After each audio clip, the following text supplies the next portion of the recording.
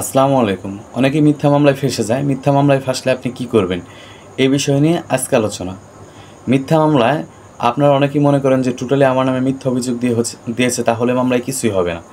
প্রথমত একটা বিষয় হচ্ছে আপনার নামে মামলা করেছে, কী মামলা করেছে এইগুলো দেখার কিছু বিষয় আছে। আপনি যখন কোর্টে হাজির হবেন, একটা সময় কিন্তু প্রাথমিক পর্যায়গুলো পিরিয়ডগুলো যখন পার হয়ে যায় তখন কিন্তু আপনার প্রথমে যখন জামিন চাইবেন, জামিন না দিলে ৫ দিন, ৭ দিন, ১০ দিন, ১ মাস জেলে থাকা লাগতে পারে। এটা কিন্তু আপনার শাস্তি না, এটা হচ্ছে আপনি অজামিনযোগ্য অপরাধ করেছেন, এই জন্য আপনাকে প্রাথমিক পর্যায়ে জামিন দেয়নি। চলেন এই বিষয়ে আলোচনা করি। আপনি ধরেন বাড়িতে নেই, কিন্তু আপনার নামে মামলা দেওয়া হয়েছে একটা সেকশন বলে, ধরেন ৩০৭ অ্যাটেম্প টু মার্ডার।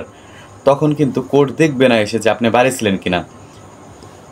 যদি তাদের লিগেল এভিডেন্স যেমন দেখাতে পারে যে কাটা, রক্ত বা জখম হয়েছে গুরুতর, যে আরেকটু জখম হলে মৃত্যু ঘটানোর সম্ভাবনা ছিল, ওই অভিযোগটা যদি আপনার উপরে দেওয়া হয় তাহলে কিন্তু আপনি প্রথমেই কোর্টে গেলে আপনার জামিন হওয়াটার অনিশ্চয়তা থেকে যায়। এরপরেও আমাদের জাজ ম্যাজিস্ট্রেটের কাছে অনেক কিছু ডিপেন্ড করে, কিন্তু যেগুলো আইনীয় বিষয় সেগুলো হচ্ছে আপনার 50-50 জামিন হওয়ার সম্ভাবনা থাকে।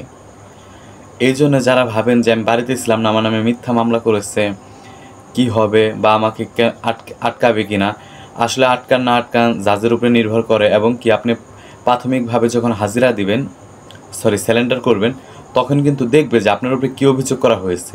আপনাকে কিন্তু তেমন কিছু জিজ্ঞাসা করবে না, সর্বোচ্চ নাম ঠিকানা জিজ্ঞাতে পারে বা আপনি এই ঘটনা ঘটিয়েছেন কিনা। কারণ যখন স্যালেন্ডার করবেন তখন হচ্ছে জাস্ট আইনজীবী বোঝাতে হবে যে আপনি ঘটনার সাথে ছিলেন না, আপনি দূরে ছিলেন, এটা সম্পূর্ণ আপনাকে ফাঁসানো হয়েছে। এরপর যদি সদয় হন আপনাকে জামিন দিয়ে দেবে ইনশাল্লাহ। আর যদি তার মনে হয় যে না আপনি আসলে ঘটনাটা ঘটানোর সম্ভাবনা রয়েছে, তাহলে আপনাকে জামিন নাও দিতে পারে। এটা কিন্তু রায় না। অনেকে ভাবে যে তাহলে এত বড় একটা ধারা দিয়েছে তাহলে আবার জেল থেকে বের হলো কেন। এটা হচ্ছে প্রাথমিকভাবে জামিন দেয়। জামিন দেওয়ার পর পরবর্তীতে আপনি আইন কানুন নিয়ম মাফিক চললে আপনাকে জামিন দিবে।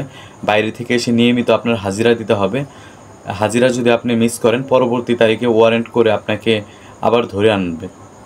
এই হচ্ছে আইনের মূল বিষয়। তো আপনাদের নামে মিথ্যা মামলা হলে আপনারা লাফালাফি করার কিছু নয়, আবার ভয় পাওয়ারও কিছু নয়। বিজ্ঞ একজন আইনজীবী ধরে স্যালেন্ডার করে জামিন হয়ে নেন, এরপর মীমাংসা করার চেষ্টা করেন। যদি মীমাংসা না হয়, ভালো আইনজীবী ধরলে সে আপনাকে নির্দোষ প্রমাণ করে দিবে। আপনার সাক্ষী প্রমাণ ঠিক থাকলে ইনশাল্লাহ আপনি আইনের জটিলতায় পড়বেন না। তো অভিযোগের ভিত্তিতে আপনি কোনো অকারেন্স না করলেও আপনার বিরুদ্ধে যদি নন ভ্যালুয়েবল সেকশন থাকে, অজামিনযোগ্য অপরাধ, তাহলে ম্যাজিস্ট্রেট আপনাকে আটকে দিতে পারে। এখন এটা সম্পূর্ণ ম্যাজিস্ট্রেটের উপর ডিপেন্ড করে। বারবার একই কথা বলতেছি। আশা করি টোটাল বিষয় বুঝতে পারছেন। ধন্যবাদ সকলকে। আসসালামু আলাইকুম।